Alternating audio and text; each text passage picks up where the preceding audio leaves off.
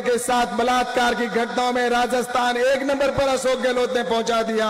आज हमारी बहन बेटियां सुरक्षित नहीं है यहां पर। और उसके साथ ही अगर बात करते, सबसे ज्यादा क्राइम अगर कहीं पर हो रहे हैं, चाहे बजरी माफिया हो, चाहे भू माफिया हो, इनके सारे नेता मिले हुए हैं उनके साथ, और दिन दहाड़े हत्या करके चले जाते हैं, एक्सीडेंट का रूप दे देते हैं और उसके बाद में उसको मरा हुआ छोड़कर चले जाते हैं। और पुलिस प्रशासन कोई नहीं सुनता, क्योंकि उनकी पिछलंगू बनी हुई है।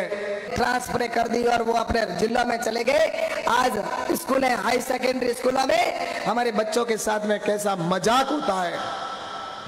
वो घर से भेजते हैं, आज स्कूल के अंदर 400, 500, 600 की संख्या में स्टूडेंट है, लेकिन उन 500, 600 बच्चों के बीच में 2-2 अध्यापक स्कूल चला रहे हैं। 3-3, 4-4 अध्यापकों से हायर सेकेंडरी स्कूल चलती है क्या? वहां पर विषय के अध्यापक नहीं, वो अपने बच्चों के साथ में जिस तरह से उन्होंने पहले धोखा किया था कि हम 8वीं तक किसी को फेल नहीं करेंगे, ऐसी नीति लाकर उनको अनपढ़ रखने जैसी नीतियां बनाई, और वही वापस अब उन्होंने किया है। स्कूलें कह रहे हैं हमने इंग्लिश मीडियम आपके खोल दी। अरे इंग्लिश मीडियम तो खोली तुमने, हिंदी मीडियम के हालात क्या बना रखे हैं। आज इस तरह से स्कूलें हैं, चाहे कॉलेज हो, एक प्रिंसिपल 8-8 कॉलेजों को खुलवा रहा है। हमने कितना उत्साह के साथ में कॉलेजें खोली थी। मुझे अच्छी तरह से याद है, हमीर सिंह जी मेरे साथ विधायक थे, हमारे बीच में कंपटीशन चलता था। मेरे जब पहली बार पहले ही सत्र के अंदर कॉलेज खुल गई बाईतू में, तो हमीर सिंह जी उसी समय गए और मुख्यमंत्री जी ने कहा कि आपने बाईतू की खोली, मेरे को पीछे क्यों रख दिया। और उन्होंने उसी समय वसुंधरा राजे जी की सरकार थी और यहाँ पर कॉलेज खोलने का काम किया। हमारे स्कूल का कंपटीशन चलता था, मैं अगर 20 स्कूलें करवाता था तो अमीर सिंह जी जाकर करवाते थे कि मेरी भी 20 क्यों नहीं की। सड़क अगर मैं करवाता था तो अमीर सिंह जी कहते थे हमारे सड़कों तुरंत जाते ही चीजें काम होता था, जो कहते वो होता था। इस हाईवे का मुझे अच्छी तरह से पता है, जो यहाँ पर सिवाना से लेकर कल्याणपुर होते हुए जो आगे हाईवे जा रहा है, इसके लिए अमीर सिंह जी जब विधायक थे तो इतनी मेहनत की थी, मुझे अच्छी तरह से पता है कि उन्होंने मुख्यमंत्री वसुंधरा राजे जी से बार बार जाकर कहा कि मेरे इसको पीछे मत रखो आप। और ये आज इसको इतना शानदार सड़क बन गया है। ये सारी चीजें जब भारतीय जनता पार्टी की सरकार में होती है, मैं धन्यवाद देना चाहता हूं कि आपने हमारे यहां से भारतीय जनता पार्टी के विधायक को आपने जीता कर तो भेजा। इसके लिए मैं आप सबको बहुत बहुत धन्यवाद देना चाहता हूं कि पिछले चुनाव के अंदर आपने हमारे भारतीय जनता पार्टी के विधायक को जीता कर भेजा, और उसके बाद में विधानसभा ने उन्होंने अपनी बुलंद आवाज के अंदर अपनी यहाँ की समस्याओं को रखने का काम किया। लेकिन समस्याओं को रखने के बाद में सुने कौन? वो कहते हैं ना, भैंस के आगे पूंगी बजाने के बराबर होता है। भैंस के आगे बीन बजाते हैं ना, उसके कोई फर्क पड़ता है क्या? क्योंकि आगे बैठा अशोक गहलोत, वो अपने विधायकों की नहीं सुनता तो दूसरे विधायकों की क्या सुनेगा? भारतीय जनता पार्टी के विधायकों की क्यों सुनेगा? मुख्यमंत्री तो अशोक गहलोत है। आज इनके कांग्रेस के विधायक अशोक गहलोत के सामने खड़े और उनकी भी वो नहीं सुन रहे। आज कोई विधायक वहां पर कहता है कि मेरे कोई खुद की मेरी सुरक्षा नहीं होती तो मैं दूसरों की जाकर क्या मैं सुरक्षा करूंगा। इस तरह से राजस्थान के विधायक या तो उनके सामने है तो उनके भी उनकी सुनते नहीं, और अगर कोई साथ में अशोक गहलोत के खड़ा है तो उसको भ्रष्टाचार करने की पूरी छूट दे रखी है कि जितना लूटना चाहो उतना लूटो, तुम्हें मजे कर सकते हो उतना करो। आपने देखा होगा कि आज इस राजस्थान में भ्रष्टाचार में 1 नंबर पर पहुंचा दिया, जहां प्रधानमंत्री नरेंद्र मोदी जी देश को 1 नंबर पर ले जाना चाहते हैं। पूरे विश्व में भारत 1 नंबर पर कैसे पहुंचे, उस दिशा में नरेंद्र मोदी जी काम कर रहे हैं। आपने देखा होगा नरेंद्र मोदी जी कहते हैं हर जगह पर मेरा देश 1 नंबर पर होना चाहिए। विश्व की सबसे लंबी सुरंग भी बने तो देश के हिंदुस्तान में बने, तो आज नरेंद्र मोदी जी के नेतृत्व में सुरंग का काम विश्व की सबसे बड़ी हमारे देश में बन रही है। अगर आज हमारे नरेंद्र मोदी जी ये कहते हैं कि विश्व का सबसे बड़ा हाईवे भी अगर कोई बने तो वो भी हमारे हिंदुस्तान में बनना चाहिए। जम्मू कश्मीर से लेकर कन्याकुमारी तक एक नेशनल हाईवे बनाया जा रहा है। इसी तरह से नरेंद्र मोदी जी कहते हैं, गडकरी जी ने कहा कि मेरा सैटेलाइट चांद पर हम पहुंचे हैं, लेकिन वहां चांद से भी सैटेलाइट से अगर फोटो खींचा जाए तो नेशनल हाईवे मेरा यहां पर ऊपर से दिखना चाहिए, नेशनल हाईवे NH दिखना चाहिए। तो उन्होंने, आपने देखा होगा आज हमारे यहाँ पर नेशनल हाईवे बनाया गया, अभी यहाँ पर जो अपने ब्रह्मा जी के मंदिर से निकल रहा है, एक यहां से निकल रहा है, एक दिल्ली से बॉम्बे तक का नेशनल हाईवे बन रहा है।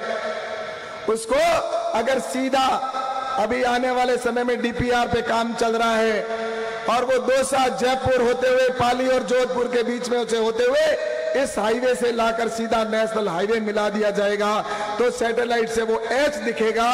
ऐसा ही उधर N बनाया जा रहा है और वो N और H नेशनल हाईवे। इस तरह की नरेंद्र मोदी जी की सोच है कि दुनिया में अगर कहीं पर से भी अगर ऊपर से देखा जाएगा तो मेरा नेशनल हाईवे जैसा सड़क दिखना चाहिए, NH। इसी तरह NH हाईवे ये अपनी सड़क बनेगी दिल्ली जयपुर जाने के लिए, हाईवे यहां से सीधा आने वाले टाइम के अंदर। तो नरेंद्र मोदी जी जिस तरह से देख रहे हैं, आप इस तरह के काम करके देश दुनिया को दिखाना चाहते हैं कि भारत कहीं पीछे नहीं है। और आपको मैं और बताऊं कि भारत जहां तक देखते हैं तो मूर्ति भी बने, तो नरेंद्र मोदी जी ने कहा विश्व की सबसे लंबी मूर्ति हमारे यहाँ पर हो, तो आज सबसे ज्यादा लंबी मूर्ति सरदार वल्लभ भाई पटेल की दुनिया में सबसे लंबी मूर्ति बनाकर दिखा दिया कि दुनिया आए देखने के लिए कि हम हिंदुस्तान सबसे आगे हैं। ऐसे ही कहा कि अगर बीमारी आ गई तो सबसे पहले वैक्सीनेशन हमारे देश का बनना चाहिए। तो आपने देखा होगा सबसे पहले दुनिया सारी करती रही कि हम वैक्सीनेशन पहले बनाएंगे। पहले तो वैक्सीनेशन बनाने में 30 साल लग जाते थे। चेचक और टीबी के जो वैक्सीनेशन हुए थे उनमें कितने वर्ष लगे यहाँ पर हिंदुस्तान में आने में। दूसरे देशों से खरीद कर हमने वैक्सीनेशन किया था। 30 साल तक हमारा वैक्सीनेशन नहीं बना, लेकिन नरेंद्र मोदी जी ने कहा कि हमें सबसे पहले बनाना है। साइंटिस्टों को छूट दी और दुनिया में सबसे पहले वैक्सीनेशन अगर बनाया तो वो कोरोना का नरेंद्र मोदी जी ने साइंटिस्टों को छूट देकर बनाया। और एक नहीं, दो वैक्सीनेशन बने, दो वैक्सीनेशन हिंदुस्तान पूरे को फ्री लगाने का काम किया। फ्री में वैक्सीनेशन लगाए, टीके लगाने का काम करने के बाद आपने देखा होगा कि हमारे साइंटिस्टों को जब ये भी कहा कि आपको जब यहाँ पर चंद्रयान 2 छोड़ा गया उस समय वो असफल हो गया, तो उस समय नरेंद्र मोदी जी ने कहा कि चिंता करने की जरूरत नहीं है, हमें हार से हमारे असफलताओं से सीख लेकर सफलता की ओर आगे बढ़ना है। और आपने देखा 1 साल होते होते साइंटिस्टों को पूरी छूट दी और दुनिया में सबसे पहले चंद्रमा के ऊपर दक्षिण ध्रुव पर पहुंचने वाला अगर कोई देश है तो वो भारत बन गया। सारी दुनिया देखती रह गई। और अब हम चांद से सूरज की ओर बढ़ चले, हम सूरज की ओर जा रहे हैं। यह है बढ़ता हुआ भारत। लेकिन जहां हिंदुस्तान में हर मोदी जी हर देश को 1 नंबर पर हर चीज में ले जाना चाहते हैं, लेकिन अशोक गहलोत भी 1 नंबर पर ले जाना चाहता है देश को, प्रदेश को, इस राजस्थान को। लेकिन वो किस में ले जाना चाहता है? और उनका जो गया है उसमें सबसे 1 नंबर पर आज है तो भ्रष्टाचार में राजस्थान हिंदुस्तान में 1 नंबर पर पहुंचाने का अशोक गहलोत ने काम किया। आज डीजल के भावों के अंदर राजस्थान को 1 नंबर पर पहुंचाने का काम किया। और उसके बाद में अगर बात करें तो आज बहन बेटियों के साथ बलात्कार की घटनाओं में राजस्थान 1 नंबर पर अशोक गहलोत ने पहुंचा दिया। आज हमारी बहन बेटियां सुरक्षित नहीं है यहाँ पर। और उसके साथ ही अगर बात करते सबसे ज्यादा क्राइम अगर कहीं पर हो रहे हैं, चाहे बजरी माफिया हो, चाहे भू माफिया हो, इनके सारे नेता मिले हुए हैं उनके साथ और दिन दहाड़े हत्या करके चले जाते हैं, एक्सीडेंट का रूप दे देते हैं और उसके बाद में उसको मरा हुआ छोड़कर चले जाते हैं। और पुलिस प्रशासन कोई नहीं सुनता क्योंकि उनकी पिछलुंगू बनी हुई है। क्योंकि भ्रष्टाचार की वजह से वो जो पैसा देकर अधिकारी आएगा तो वो पैसा जनता से ही वसूल करता है। ये डायरेक्ट पैसे पहले लेते थे, अब उन्होंने इनडायरेक्ट रास्ता बना दिया कि अधिकारियों के माध्यम से जनता से पैसा लूट के हम ले लें। ऐसा पैसे पहले ही लेने का काम इन्होंने शुरू कर दिया। आज आपने राजस्थान के अंदर जो दंगों के अंदर आज राजस्थान को 1 नंबर पर पहुंचाया इन्होंने। राजस्थान कभी शांत प्रदेश होता था, राजस्थान के अंदर कभी लोग दूसरे लोग आते थे शांति के लिए कि हमें वहां पर शांति मिलेगी, हम राजस्थान को देखने जाएंगे, वहां की मनुवार को देखने जाएंगे, वहां की संस्कृति को देखने जाएंगे, वहां की कला को देखने जाएंगे, और दुनिया भर से लोग यहाँ पर आते थे। और लेकिन आज राजस्थान, आपको पता है, जिस तरह से पहले गुजरात दंगों में 1 नंबर पर होता था, उत्तर प्रदेश 1 नंबर पर होता था, लेकिन मोदी जी के मुख्यमंत्री बनने के बाद राजस्थान, गुजरात को शांत प्रदेश बना दिया। उत्तर प्रदेश के अंदर गुंडों को बिल में डालने का काम योगी जी ने कर दिया। आज गुंडों की किसी की औकात नहीं, दंगइयों की किसी की औकात नहीं, लेकिन राजस्थान के अंदर आज हर जगह पर दंगे होते हैं, मंदिरों को ढाया जाता है। योगी मोदी जी मंदिर को बनाना चाहते हैं और ये मंदिर को ढाना चाहते हैं। इस तरह से राजस्थान की अगर हम दोनों के चीजों को देखें कि केंद्र में नरेंद्र मोदी जी का नेतृत्व और यहाँ पर अशोक गहलोत की सरकार जिस तरह से इस राजस्थान के साथ कर रही है, मैं ज्यादा समय आपके बीच में नहीं लूंगा, क्योंकि हमारे मुख्य अतिथि के रूप में आदरणीय गजेंद्र सिंह जी विराजमान है, इसलिए हमारे को सारी बातें वो कहेंगे। लेकिन मैं आप सबसे कहना चाहता हूं कि ये परिवर्तन का समय है, और अगर हमने इस समय, आने वाले समय में यहाँ पर एक सुशासन देने वाली ऐसी सरकार बननी चाहिए जो भ्रष्टाचार से हमें मुक्ति दिला सके, हमारी बहन बेटियों की रक्षा कर सके, हमारे किसानों को न्याय दे सके, हमारे युवाओं के साथ में रीट में चीट की गई वो उससे मुक्ति मिले, हमारे युवाओं को जिस तरह से पेपर लीक होने की वजह से हमारे युवाओं का भविष्य बर्बाद हो रहा है, ये लोग मिलकर जिस तरह से भ्रष्टाचार कर रहे हैं, आरपीसीए का मेंबर जाकर उसको गिरफ्तार, वो भ्रष्टाचार में पकड़ा जाता है, और लोग वहां पर सचिवालय के अंदर जहां वहां पर करोड़ों रुपए मिलते हैं, सोना बरामद होता है, ये पैसा जनता की गाड़ी कमाई का पैसा। ऐसे लोगों को आने वाले समय के अंदर, चुनाव के समय में, ये 5 साल में हमें एक अवसर मिलता है और 5 साल में हमें गुमराह नहीं होना है।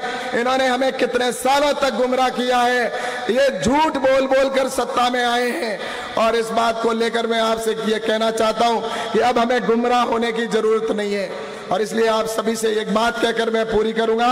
एक बार क्या हुआ कि घोड़ा था, और उस घोड़े को लाने के लिए, घोड़ा एक व्यापारी यहां से कोई अपना किसान गया, और घोड़ा लेने के लिए वो गंगानगर हनुमानगढ़ की तरफ गया, क्योंकि वहां पर हरा भरा क्षेत्र है। तो वहां से वो घोड़ा लेके खरीद के आया, यहां लेके आया, थोड़ा दिन रखा, रखने के बाद घोड़ा थका थका जाए, तो उसने कहा कि ओ घोड़ो भाई, किसी पड़ोसी आसपास में समझदार व्यक्ति को पूछा कि भाई ओ घोड़ियो थाको थाको की कर जाए, मारे यार घोड़ो थाक्यो जाए, कहीं यार बताओ नहीं क्या कारण है। तो उसने, वो भी समझदार हो, पूछे भाई घोड़ो लायो कटू तो क्या घोड़ो तो मैं ले आया हूँ, गंगानगर हनुमानगढ़ हूँ। तो क्या ठीक है, इलाज तो मेरे कने है, मैं बता दूं, तो हाल मेरे हाथ है बाजार में। तो वो बाजार में गयो एक सच में की दुकान में थे, और दुकान में थे जहां, और दुकान वाले ने एक मोटो चश्मो दे और बिग में हरा कांस लगा दे। तो बेन देखियो कि ठीक है,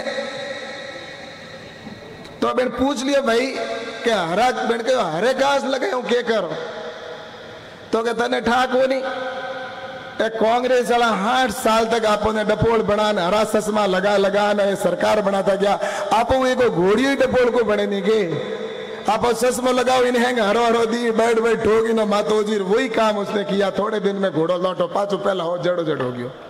तो इन्होंने 60 साल तक जिस तरह से किया है, तो इसलिए मैं आपसे कहना चाहता हूं, ये हरा चश्मा इन्होंने चढ़ा चढ़ा कर इस राजस्थान की जनता को गुमराह करने का काम किया।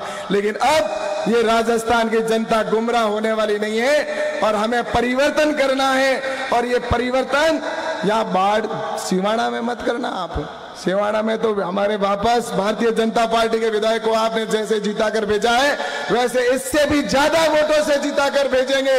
ऐसा संकल्प लेके जाएं कि चाहे कोई भी